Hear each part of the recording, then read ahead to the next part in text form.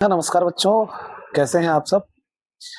सब अपना अपना हालचाल कमेंट बॉक्स में जरूर भेजें, क्योंकि ठंड का महीना है और ठंड से बच करके सबको भी रहना है, सबको रहना है ठंड से बच करके। इसलिए कि जितना भी आपका एग्जाम 10th या 12th का जो भी होगा वो इस ठंड के महीने के बाद ही होगा, और इसमें यदि आप इधर उधर ज्यादा ठंड में करेंगे तो फिर परेशानी का सबक होगा और आपकी एग्जाम की तैयारी सही से नहीं हो पाएगी। तो चलिए, कम समय है, हम इसलिए थोड़ा सा फास्ट खींचना भी है, पूरे सिलेबस को पढ़ाना है। तो आइए बिना देर किए हुए हम लोग चलते हैं। पिछले वीडियो में हम लोग देखे कि परपोसी का जो एक प्रकार था, जिसमें कि हम लोग देखे थे अमीबा में परपोषण किस तरह से होता है। उसके बाद हम लोग देखे पैरामीशियम में, फिर हम लोग प्राणी संभोजी जो प्राणी संभोजी का जो प्रकार देख रहे थे उसमें मनुष्य आया। तो आज हम लोग मनुष्य के मतलब मनुष्य में जो पोषण की जो क्रिया होती है उसको हम लोग पढ़ेंगे। मनुष्य में पोषण यानी मानव में पोषण।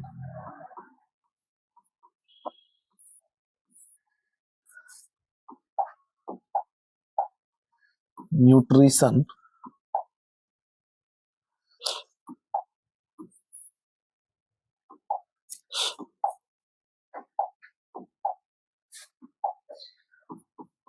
Nutrition in human. देख लीजिए, मानव में पोषण। तो मानव में पोषण को समझने से पहले हमको ये ध्यान में रखना होगा कि मानव में किस प्रकार का पोषण होता है। तो हम सब पिछले वीडियो में भी पढ़े थे कि मानव में प्राणी संपोषण, प्राणी संपोषण होता है, यानी प्राणी संभोजी जीव मानव को कहते हैं। तो मानव को जो प्राणी संभोजी जीव कहते हैं, आखिर क्यों कहते हैं? इसका मतलब है कि प्राणी संभोजी का अर्थ हम बताए थे कि जिसमें भोजन का या कोई भी यानी पोषक तत्वों का सबसे पहले क्या हो, अंतर्ग्रहण हो, अंतर्ग्रहण। दूसरा क्या हो, पाचन हो, और तीसरा जो है ना बहिष्करण हो। तीसरा बहिष्करण हो। पहला अंतर्ग्रहण हो, दूसरा पाचन हो और तीसरा बहिष्करण हो। यदि इन तीनों विधि से किसी भी जीव में पोषण की क्रिया हो रही है, इसका मतलब है कि उसमें प्राणी संपोषण की क्रिया हो रही है। तो चलिए हम आगे बढ़ते हैं, इसको देखते हैं मानव में पोषण किस प्रकार होता है। तो मानव में भी भोजन के अंतर्ग्रहण, पाचन तथा बहिष्करण के लिए एक अंग तंत्र काम करता है। एक अंग तंत्र है। वैसे तो पाचन से जुड़ा हुआ बहुत सारा ऑर्गन है जो एक साथ मिलकर के काम करता है, जिसको ऑर्गन सिस्टम या फिर उसका जो प्रॉपर नाउन है कि डाइजेस्टिव सिस्टम उसको कहते हैं। तो इसके लिए मानव में जो पाचन की क्रिया होती है, अंतर्ग्रहण से लेकर के बहिष्करण तक की जो क्रिया होती है वो कहाँ होता है, तो आहार नाल में होता है। कहाँ होता है? पूरी क्रिया जो है ये आहार नाल में होती है। आहार नाल में होती है। आहार नाल को इंग्लिश में एलिमेंट्री कैनाल बोलते हैं। एलिमेंट्री कैनाल बोलते हैं। एलिमेंट्री कैनाल बोलते हैं। यानी आहार नाल में पूर्ण रूपेण से जो है मानव में अंतर्ग्रहण, पाचन फिर बहिष्करण की जो क्रिया होती है ये पूर्ण होती है। कहाँ? तो आहार नाल में। इसकी लंबाई की बात करेंगे तो इसकी लंबाई या ये कहां से कहां तक है, तो मुख गुहा से लेकर लेकर मल द्वार तक फैला है। यानी आहार नाल जो है वो मुख गुहा से लेकर के मल द्वार तक फैला हुआ है। इसकी टोटल लंबाई जो है लगभग 10 मीटर के बराबर है। लगभग 10 मीटर इसकी लंबाई है, इसकी आहार नाल की। यानी आहार नाल की जो लंबाई है वो लगभग 10 मीटर है। अब देखिए आहार नाल में यानी कि कौन सा सिस्टम काम कर रहा है। अब देखिए, भोजन के पाचन के लिए यानी कि भोजन को जो पचाना है, तो भोजन के पाचन के लिए कुछ पाचक ग्रंथियां काम करती हैं। पाचक ग्रंथियां। इसका मतलब है कि पाचक ग्रंथियां से क्या निकलता होगा? इसका मतलब है कि पाचक रस निकलता है। इसमें से क्या निकलता है? पाचक रस। अब ये जो पाचक रस निकलता है वो कहां से निकलेगा? तो पाचक ग्रंथि से निकलेगा। और हम लोग पहला हिस्सा क्या देखे कि आहार नाल जो है वो मुख गुहा से लेकर के मल द्वार तक फैला हुआ है। इसके साथ इसमें जो साथ देने वाले हैं, यानी भोजन के पचाने में कुछ और भी अंग जो साथ देने वाले हैं वो है पाचक ग्रंथियां। इसका मतलब ये हुआ कि आहार नाल एवं इससे संबंधित इससे संबंधित जो संरचना है या जो रचना है उसको, जो संरचना है उसे कुल मिलाकर पाचन तंत्र कहते हैं। पाचन तंत्र कहते हैं। यानी देख लीजिए, अब ये पाचन तंत्र है क्या? पाचन तंत्र क्या है? अभी क्या समझे हम लोग? आहार नाल जो है ये मानव में भोजन के अंतर्ग्रहण से लेकर के बहिष्करण तक का प्रोसेस कराने वाला अंग तंत्र है। अब इसमें आहार नाल जो है ना, इसकी लंबाई लगभग 10 मीटर के बराबर है। ये मुख गुहा से लेकर के मल द्वार तक का हिस्सा है। अब इसमें भोजन के पचाने के लिए इसके अलावा दूसरा भी अंग अगल बगल से काम करता है, तो जिससे जो मूल रूप से है पाचक ग्रंथियां। अब पाचक ग्रंथियों से क्या निकलता है? पाचक रस निकलता है। तो इसका मतलब हो गया कि आहार नाल एवं इससे संबंधित जो संरचना है उसे कुल मिलाकर के पाचन तंत्र कहेंगे। यानी हम ऐसे भी कह सकते हैं कि हमारे शरीर में मौजूद पोषक तत्वों या भोजन को जो हमने जो पोषण ग्रहण किया, उस पोषण को पचाने में जितने भी अंग भाग लिए, उन अंगों के समूह को पाचन तंत्र कहते हैं। सीधा सीधा शब्द में हो गया कि हमारे भोजन को पचाने में, हमारे शरीर में मौजूद भोजन को पचाने में जितने भी अंग भाग लेते हैं उसको उस अंग के समूह को पाचन तंत्र कहते हैं। अब जरा सोचिए कि तंत्र क्या है, ये अंग तंत्र यानी पाचन तंत्र क्या होता है। तो हम लोग पहली वीडियो में भी चर्चा किए थे कि देख लीजिए कि हमारा शरीर जो है ना वो कोशिका का बना हुआ है। किसका बना है? कोशिका का। हमारा शरीर किस चीज से बना हुआ है? कोशिका से बना हुआ है।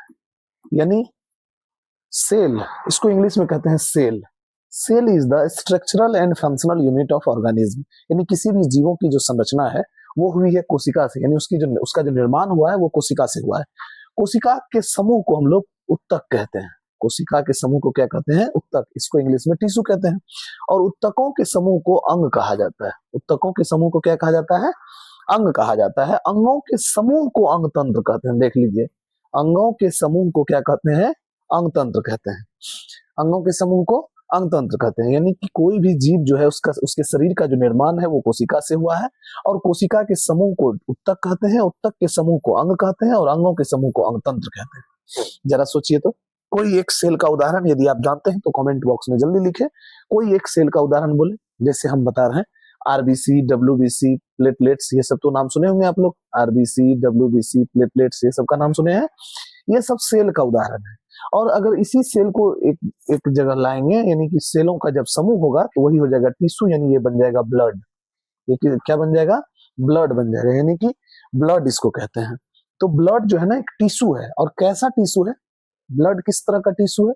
तो कनेक्टिव टिश्यू है, संयोजी ऊतक। अब देखिए, अंग की बात करेंगे तो बहुत सारे अंग हैं हमारे शरीर में। ईयर है, आई है, नोज है, इस तरह से बहुत सारे अंग हैं। इसके अलावा भी यदि बात करेंगे, माउथ है, टीथ है, टंग है, ओसोफेगस है, बहुत सारे अंग हैं। इन सारे अंगों को मिला दें तो ये अंग तंत्र का निर्माण करेगा, और ये अंग तंत्र जो बनेगा इसका नाम होगा डाइजेस्टिव सिस्टम। Digestive system. तो कई सारे अंग तंत्र हमारे शरीर में काम कर रहे हैं। जिस तरह से किसी भी आप मैकेनिकल एक मशीन को देखेंगे तो कई सारे उसके साथ सिस्टम काम कर रहे होते हैं। किसी भी एक सिस्टम को उसमें से निकाल लेंगे तो वो काम करना बंद कर देगा। तो ठीक उसी तरह से हमारे शरीर में बहुत सारे ऑर्गन सिस्टम है।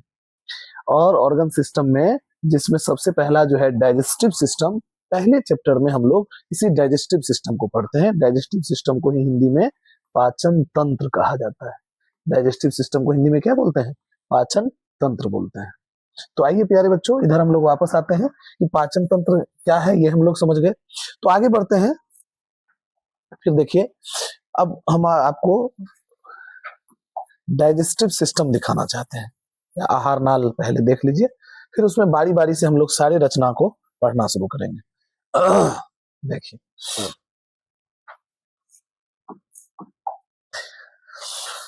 देखिए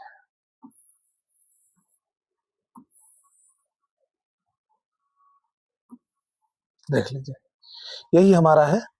यानी कि अगर हम बात करें कि एलिमेंट्री कैनाल की, तो देख लीजिए एलिमेंट्री कैनाल में हम लोग क्या लिखे थे, एलिमेंट्री कैनाल, इसमें लिखा गया था कि ये कहां से कहां तक होगा, तो मुख गुहा से, देखिए यहां से शुरू हो रहा है, यानी ये मुख गुहा से लेकर, ये मुख गुहा से लेकर देख लीजिए बीच में स्टोमक आया, ये तो हालांकि लीवर का हिस्सा है, और ये स्टोमक आया, ये फिर स्मॉल इंटेस्टाइन में जाएगा, और फिर यहाँ से ये जुड़ेगा लार्ज इंटेस्टाइन में, और लार्ज इंटेस्टाइन के बाद ये अंतिम में यहाँ पर है यहाँ पर है रेक्टम, ये मल द्वार, और उसके बाद नीचे है ये जो लिखे थे अभी आपका, बाहर जो शरीर के बाहर जो खुलता है मल द्वार, है ना, मलाशय हो गया, ये हो गया रेक्टम यानी मलाशय, और नीचे हो गया मल द्वार। तो माउथ कैविटी से लेकर, माउथ कैविटी से लेकर वो ये जो एलिमेंट्री कैनाल है वो माउथ कैविटी से लेकर के कहां तक है, तो रेक्टम के बाद एनस इसको कहते हैं, इंग्लिश में क्या बोलते हैं इसको, एनस यानी मल द्वार, मल द्वार तक फैला हुआ है ये। कुल मिलाकर के यदि इसकी लंबाई की बात करेंगे तो 10 मीटर लगभग ये लंबा होता है। आप एग्जाम के भी दृष्टिकोण से इसको याद रखेंगे कि इसकी जो लंबाई है वो 10 मीटर के बराबर होती है, 10 मीटर लगभग ये लंबा होता है। अब देखिए इसमें डाइजेस्टिव सिस्टम, यानी कि अगर सिंपली भाषा में कहें कि एलिमेंट्री कैनाल और डाइजेस्टिव सिस्टम में क्या अंतर है, तो देखिए कोई अंतर नहीं है, एलिमेंट्री कैनाल भी वही है और डाइजेस्टिव सिस्टम भी वही है, परंतु दोनों में अंतर थोड़ा सा हो जाता है कि डाइजेस्टिव सिस्टम में आपका लीवर भी आ जाता है, और एलिमेंट्री कैनाल का मतलब सीधा सीधा इतना हुआ कि भोजन जो हम लोग खाए, भोजन जो हम लोग खाए वो भोजन जिस जिस रास्ते से गया, चलिए हम दूसरे कलम से को हम बता रहे हैं, चलिए हम पिंक कर लेना है, यानी भोजन आपका जिस रास्ते से गया, यानी जिस रास्ते से होकर के भोजन गुजरा, जिस रास्ते से होकर के भोजन गुजरा उस रास्ते को कुल मिलाकर के हम कहेंगे आहार नाल, उस रास्ते को क्या कहेंगे, आहार नाल कहेंगे। बस इतना ही अंतर है। और ये हो गया कि भोजन जिस रास्ते से गुजरा होगा, यानी भोजन जिस रास्ते से गुजर कर कहां तक पहुंचा होगा, तो एनस तक, एनस का मतलब क्या हुआ, यानी मल द्वार, मल द्वार तक पहुंचा होगा, उस रास्ते को एलिमेंट्री कैनाल कहते हैं। अब सवाल है कि डाइजेस्टिव सिस्टम बीच में क्या हो गया, डाइजेस्टिव सिस्टम हो गया कि जिस रास्ते से होकर के गुजरा वो तो है ही, इसके अलावा यदि इस भोजन को पचाने में दूसरा कोई भी अंग अगर इसमें मदद किया होगा तो वो भी डाइजेस्टिव सिस्टम का हिस्सा होगा। जैसे ध्यान से देखिए कि यहाँ बगल में लीवर है, ये लीवर में तो भोजन गया नहीं, लेकिन लीवर नहीं रहे तो भोजन पचेगा ही नहीं, क्योंकि लीवर से निकलता है क्या, जल्दी बताइए आप लोग कमेंट में, क्या निकलता है, यानी इसी से जुड़ा हुआ है गॉल ब्लैडर, यानी इसमें से निकलता है पित्त, बाइल डक्ट निकलता है, क्या निकलता है, बाइल, यानी ये बाइल डक्ट जो निकलता है, पित्त जो निकलता है, ये भोजन को क्या कर देता है, क्षारीय कर देता है। तो इसका बहुत जरूरी है, यानी हमारे भोजन में पित्त का होना बहुत जरूरी है। यदि यहाँ से ये पित्त ना स्राव करेगा फिर हमारा भोजन पूर्ण रूप में नहीं पचेगा। तो आप जरा सोचिए कि इस डाइजेस्टिव सिस्टम में एक एलिमेंट्री कैनाल तो आया ही, एलिमेंट्री कैनाल तो आया ही, इसके अलावा और क्या आया, इसके अलावा लीवर आया ना आपका, इसके अलावा यहाँ पर एक और ग्रंथि है जिसको पैंक्रियाज बोलते हैं, इसको क्या बोलते हैं, पैंक्रियाज बोलते हैं, ये सभी तो काम किया ना। तो इसीलिए डाइजेस्टिव सिस्टम हो गया alimentary canal plus liver plus pancreas, अर्थात ये दोनों को एक साथ कह दें तो पाचक ग्रंथियां, पाचक ग्रंथियां। कोई दिक्कत है, अगर आपको अभी भी एलिमेंट्री कैनाल और डाइजेस्टिव सिस्टम में कोई मतलब कोई दिक्कत हो समझने में, तो आप हमें कमेंट बॉक्स में लिख सकते हैं, हम वापस इसको फिर से समझाने का कोशिश करेंगे। चलिए इतना तो आपको समझ में आ गया होगा कि ये एलिमेंट्री कैनाल है क्या। हम लोग पढ़ रहे थे मानव में पोषण, और मानव में पोषण का सबसे पहला पॉइंट जो है वो एलिमेंट्री कैनाल है। एलिमेंट्री कैनाल और डाइजेस्टिव सिस्टम आपको शायद समझ में आ गया होगा। फिर हम लोग इसमें आगे देखते हैं, थोड़ा इस फिगर को हम बगल कर लें।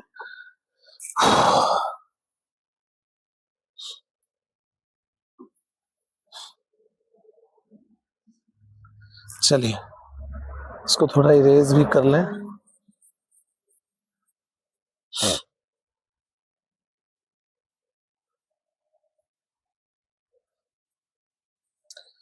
आप लोगों को अच्छी तरीका से पढ़ाने के लिए हमने इस व्हाइट बोर्ड को चेंज किया स्मार्ट बोर्ड में, ताकि कोई भी बच्चा ऐसा ना रह जाए जो सही शिक्षा को लेने से पीछे छूट जाए। चलिए देखिए वापस हम लोग चलते हैं। सबसे पहले जो एलिमेंट्री कैनाल का जो सबसे पहला हिस्सा है वो है माउथ कैविटी। सबसे पहला हिस्सा कौन है? Mouth cavity. Mouth cavity. Mouth cavity को हिंदी में मुख गुहा कहते हैं, क्योंकि यहीं से डाइजेशन का मतलब पाचन होता है। यानी डाइजेशन की जो क्रिया शुरू होती है हमारे शरीर में, DIGESTION, डाइजेशन की जो क्रिया शुरू होती है हमारे शरीर में, वो इसी मुख गुहा से शुरू होता है। आपके 10th के एग्जाम के लिए ये मोस्ट इंपोर्टेंट MVVI है। आप इसको नोट कर लेंगे कि हमारे शरीर में भोजन का पाचन कहाँ से शुरू होता है? मुख गुहा से शुरू होता है। कहाँ से होता है प्यारे बच्चे?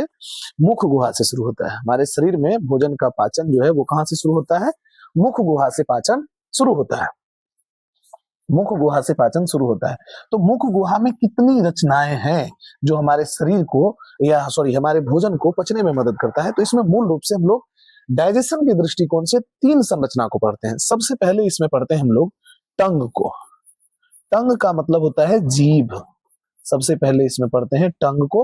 दूसरा है टीथ। दूसरा है टीथ मतलब दांत। और तीसरा जो संरचना है वो है सलेवरी ग्लैंड। Salivary gland. तीसरा है सलेवरी ग्लैंड। सलेवरी ग्लैंड को हिंदी में कहते हैं लार ग्रंथि। लार ग्रंथि। यानी 3 संरचना हो गया। सबसे पहला है टंग, दूसरा है टीथ और तीसरा है सलेवरी ग्लैंड। देख लीजिए, यानी कि हमारे शरीर में जो पाचन की शुरुआत होती है वो मुख गुहा से प्रारंभ होती है। और मुख गुहा से प्रारंभ होने के लिए हम लोग देख रहे हैं कि इसमें हमको 3 संरचना का अध्ययन करना होगा। 3 संरचना में सबसे पहला है टंग मतलब जीभ, दूसरा है टीथ मतलब दांत, और तीसरा जो है वो है सलेवरी ग्लैंड मतलब लार ग्रंथियां। ये अपना ले आएगा, बगल में बैठेगा तो कुछ ना कुछ तो याद हो जाएगा, क्योंकि बीच बीच में जो मेन पॉइंट है उसको भी ये कर देंगे, कुछ तो याद होगा। कंबल ले आकर के बैठ जाइए। तो देखिए, यानी 3 पॉइंट हो गया। टंग यानी पहला है जीभ। देख लीजिए, यदि हम बात करें तो सबसे पहला यानी मुख गुहा की बात करें तो मुख गुहा में 3 संरचना को पढ़ना होता है। सबसे पहले है टंग, दूसरा है टीथ, तीसरा है सलेवरी ग्लैंड। तो ध्यान रखेंगे इस चीज का कि आपको जो पूछा जाएगा परीक्षा में कि हमारे शरीर में भोजन का पाचन कहाँ से आरंभ होता है, तो हमारे शरीर में भोजन का पाचन मुख गुहा से प्रारंभ होता है। और मुख गुहा से प्रारंभ होता तो है, तो इसमें कितनी सारी संरचनाएं भोजन के पाचन में काम करती है। तो सबसे पहला है टंग, दूसरा है टीथ, तीसरा है सलेवरी ग्लैंड। याद रखेंगे, पहला है टंग, दूसरा है टीथ, तीसरा है सलेवरी ग्लैंड। चलिए हम इसमें आगे बढ़ते हैं।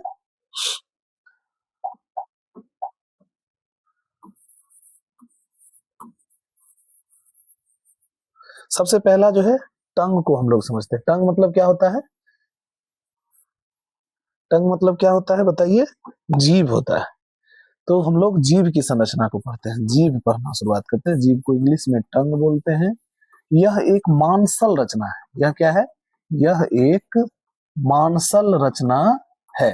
यह एक मांसल रचना है जो एक और क्या होता है?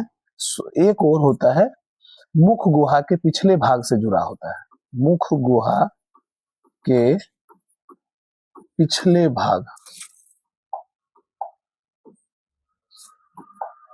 मुख गुहा के पिछले भाग से जुड़ा होता है। और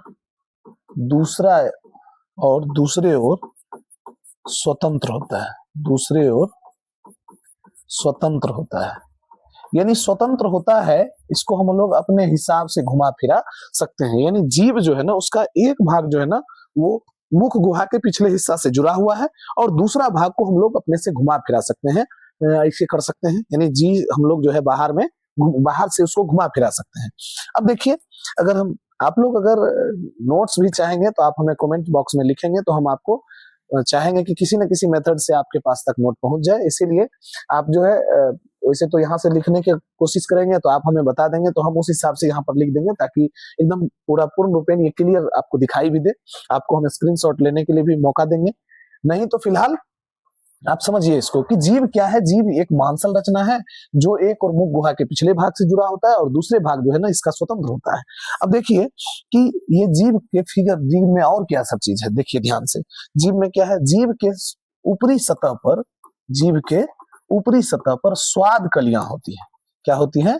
स्वाद कलियां, या इसी को स्वाद कलिकाएं भी बोलते हैं। स्वाद कलिकाएं, यानी इंग्लिश में इसको टेस्ट बर्ड्स बोला जाता है। टेस्ट बर्ड्स बोला जाता है। यानी इसमें जो है ना स्वाद कलिकाएं होती हैं जीव के ऊपरी सतह पर। आखिर शरीर में इसमें मतलब मुख गुहा में जो जीव है उसका कोई ना कोई तो काम होगा ना। तो सबसे पहले इसमें हम लोग देखते हैं कि टेस्ट, यदि किसी भी चीज का हमको पता करना हो तो उसको जीभ पर ले करके देखते हैं